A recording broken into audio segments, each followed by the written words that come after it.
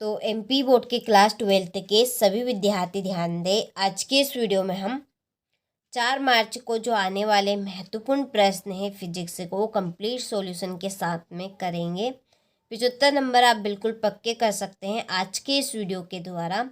यदि आप 100% श्योर हैं कि वास्तव में हमें 75 में से 75 नंबर लाने हैं तो इस वीडियो को आपको पूरा लास्ट तक जरूर देखना है। मैं आपको एक ही वीडियो में सारी चीज़ें कवर करा दूंगी 4 मार्च के लिए। तो चलिए वीडियो को हम शुरू करते हैं, प्रश्न की ओर बढ़ते हैं। पहला प्रश्न है, निम्नलिखित में से परवैद्युत पदार्थ के संदर्भ में सत्य कथन है। तो इसका आंसर है ये ध्रुवी तथा अध्रुवी प्रकार के होते हैं। नीचे आपके इंग्लिश मीडियम वालों के लिए है, ठीक है।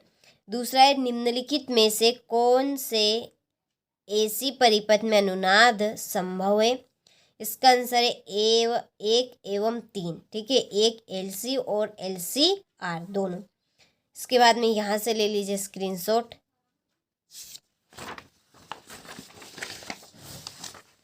तीसरा है, देखिए कि एक आउटर दर्पण 2 टुकड़े टूट जाता है, 2 टुकड़ों में टूट जाता है, तो किसी एक टुकड़े के लिए निम्नलिखित में से कौन से बिंदु की स्थिति बदल जाएगी। तो इसका आंसर है ध्रुव की, ठीक है, केवल ए, ये ध्रुव की बदलेगी। और चौथा है, प्रकाश विद्युत धारा का मान आपतित प्रकाश की तीव्रता के अनुक्रमानुपाती होता है। पांचवा, नाभिक का घनत्व सभी नाभिकों के लिए समान होता है। बिना बायस पी संधि से होल पी क्षेत्र से एन क्षेत्र की ओर विसरित होते हैं, क्योंकि पी क्षेत्र में होल सांद्रता एन क्षेत्र में इनकी सांद्रता से अधिक होती है, ठीक है। चलिए क्वेश्चन नंबर 2 है, रिक्त स्थानों की पूर्ति कीजिए। पहला है, एक समान आवेशित रेडियस के कारण विद्युत क्षेत्र की दूरी पर निर्भर नहीं करता। इसका आंसर है चालक। दूसरा है, प्रति एकांक क्षेत्र पर विद्युत धारा को रेडियस कहते हैं धारा घनत्व।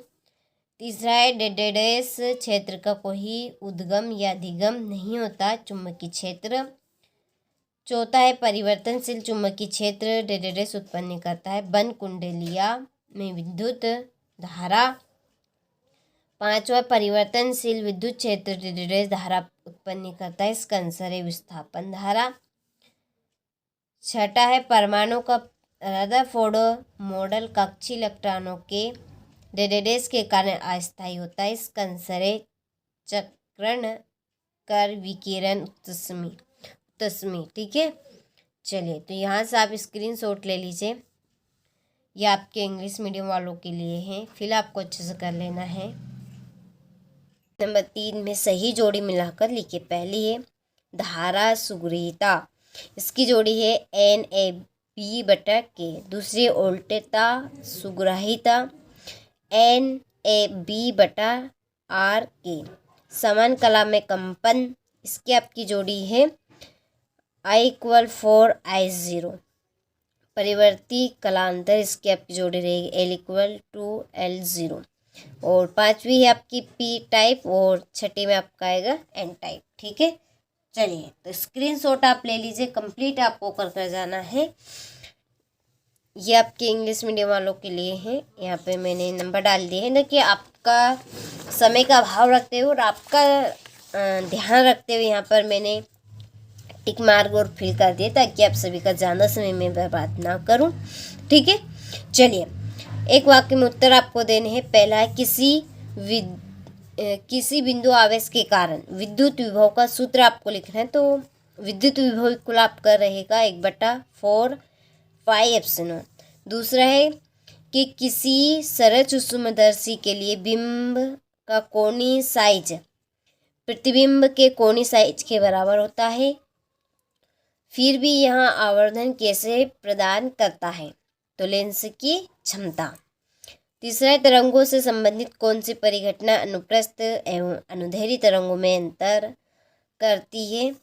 इसके बाद में है आपका चौथा, किसी फोटॉन की ऊर्जा हेतु प्रयुक्त सूत्र के प्रतीकों के नाम लिखिए। तो इक्वल आपका HV रहेगा और पांचों में आपका आएगा चालक बैंड के ठीक नीचे। ठीक है, चलिए इसके बाद में ये आप क्वेश्चन नंबर 5 का यहाँ से स्क्रीनशॉट ले लीजिए आपको। ठीक है, ज़्यादा टाइम वेस्ट ना हो तो। ठीक है, चलिए ये आपके इंग्लिश मीडियम वालों के लिए हैं। फिर यहाँ से देखिए, यहाँ से हमारे 2 नंबर वाले प्रश्न शुरू होते हैं। विद्युत संबंधी कूलाम का नियम आपको देना है। प्रतिचुंबकीय और अनुचुंबकीय पदार्थ में अंतर आपको देने हैं।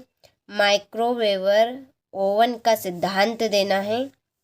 ये आपको एक सवाल इसमें सोल्व करना है। ठीक है, और 11वें में है आपका विवर्तन किसे कहते हैं।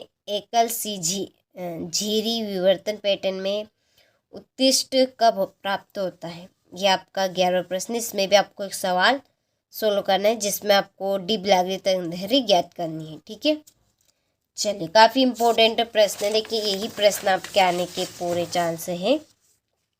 ये आपका 12वें बोर्ड के कक्षा के क्वांटिमीकरण के प्रतिबंध को डी ब्लैगरी तरंगदैर्घ्य द्वारा आपको ज्ञात करना है। एक समान आवेशित पतले कोनिक होल के बाहर स्थित बिंदु पर विद्युत क्षेत्र ज्ञात करना है। ठीक है, तो चलिए बाकी के प्रश्न का आप स्क्रीनशॉट ले लीजिए। टाइम आपके पास बहुत ही कम है, आपका ज़्यादा टाइम नहीं लूज के लिए यहाँ पर आप सभी स्क्रीनशॉट ले लीजिए और आपको स्क्रीनशॉट के माध्यम से सभी प्रश्नों को अच्छे से कंप्लीट कर जा